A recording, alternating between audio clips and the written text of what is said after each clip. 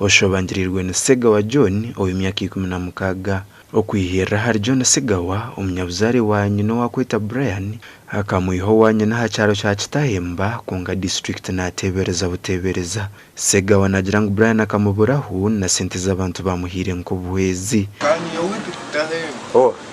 Brian yande takunu yanagayo we agenda Kampala.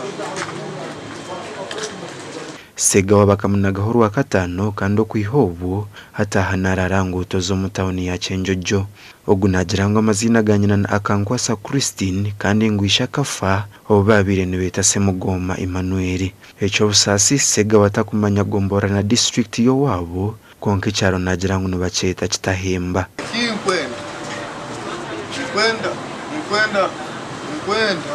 Kwenda ngaruteyo waiki Kitahemba mama bakabani bamweta Christine Kankwasi tata ni bamweta Semugoma Emmanuel kandi wakafu owakubasa kuba namanya abanyabuzare ba John Segawa nabasa kutera sumeji noto mushanju